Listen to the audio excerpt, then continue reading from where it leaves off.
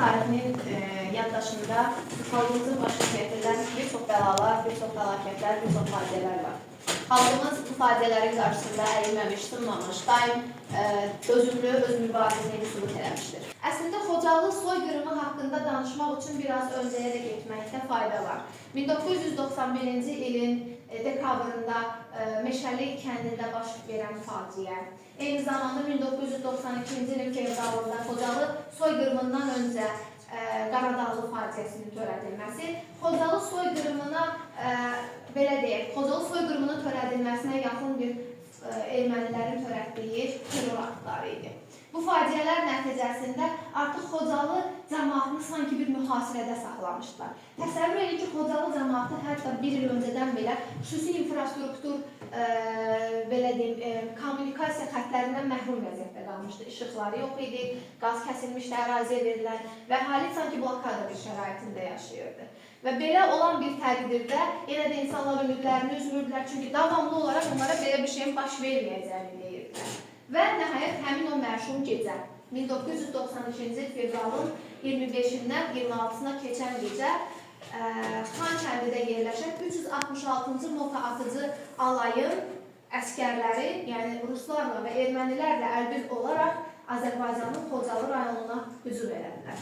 Xocalıda ermənilər bütün çıxış nöqtələrini bağlamışdılar. Deməli ki, bunların məqsədi nədir? Bir xalqın soyunu kəsmək, bir xalqın soyunu qırmaq idi. Yəni, vəhşilik törətmək, soyqırım aktı törətmək. Xocalı soyqırımı ilə bağlı hətta onun statistikasına belə baxanda adam dəhşətə gəlir. Yəni, Xocalının rəqəmləri bizə bu dəhşəti göstərməyə yetərlidir. Əli buyur, bizə bu barədə məlumat verir. Xocalı soyqırımı nəticəsində 63 uşaq, 106 qadın və 70 qoca və qarı olmaqla 613 Xocalı sakini qətlə yetirilib, 8 ailə isə tamamilə məhv olunub. Sən anlatmaq. Hə, bu 25 nəfər hər valideynini, 130 nəfər isə bir valideynini, 487 nəfər yaralanıb, bunlardan 76-sı uşaqdır. İsmail buyur. Bu dəhşətli qırğın aktı nəticəsində 1275 nəfər əsir götürülüb. Əsir götürülənlər 150 nəfər, o cümlədən 68 qadın və 26 uşaq talibi bu günədək məlum deyil. Qarabağ bilirsiniz ki, tarixi ilə, incəsənəti ilə, mədəniyyəti ilə zəngin bölgəmizdir. Eyni zamanda da Xocalı da tarixi abidələri ilə zəngindir. Gəlin, görək Xocalıda biz erməni vəhşilikləri nəticəsində məhv edilən, dağıdılan, hansı tarixi abidələrimizdən məhrum olmuşdur? Məryəm, buyur. Xocalıda sonsuz Elçən Dəmir dövrünə aid çox saylı kurqanlar, Alban dövrünə aid məbədlər, Orta Əsrlər dövrünə aid çox saylı qalalar araşdırılmışdır. Erməni işğalı nəticəsində Kərkicahan qəsəbəsi Kosalar, Cəmərli və Meşəli kəndlərindəki qəbristanlıqlar və Meşəlidəki Seyid abidəsi adlı dini abidə və 14-cü əsrə aid Xocalı məqbərəsi dağılmışdır. Xocalı müdafiəsində iştirak edən və bizim Azərbaycanın milli qəhrəman adı almış igidlərimiz var. O barədə Sevinç bizə məlumat versin. Buyur. Xocalının müdafiəsi zamanı 8 Azərbaycan milli qəhrəmanı iştirak etmişdir. Bunlar Tofiq Hüseynov, Allahverdi Bağırov, Əlif Hacıyev, Aqil Quruyev, Hikmət Nəzərli, Ələsgər Novruzov, Füzuli Rüstəmov və Araz Səlimov olmuşdur. Bu soyqırımın dünyaya tanınması, erməni vəhşiliyinin dünyaya göstərilməsi üçün bütün təbliğat vasitələrindən istifadə eləmişik. Gəlin baxaq görək, Xocalı soyqırımının tanınılması ilə bağlı hansı işlər görülmüşdür.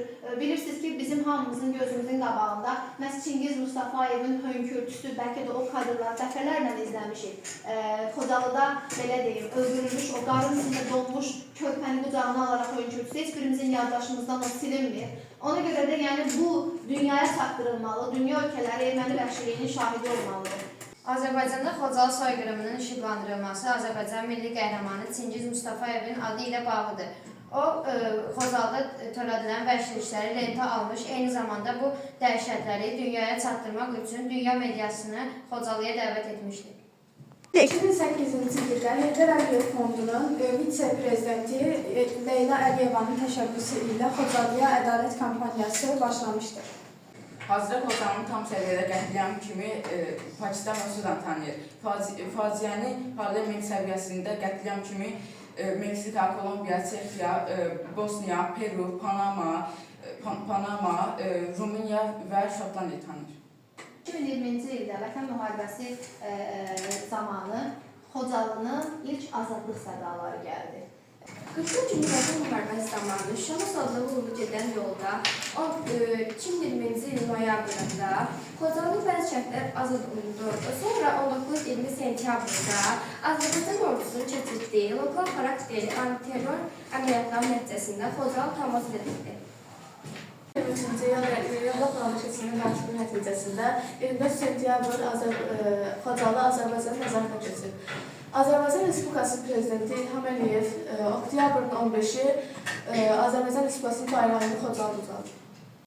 Azərbaycan Respublikasının Prezidenti Müzəffər Ali Baş Komandanımız İlham Əliyevin yeritdiyi doğru və düzgün siyasət nəticəsində biz işğal altında olan torpaqlarımıza tamamilə sahibləndik, Qarabağ bölgəmizi düşmən zərnətlərindən azad elədik və bundan sonra həmin ərazilərimizə öz əzəli yurtlarına insanların köç prosesini həyata keçirməyə başladı dövlətimiz.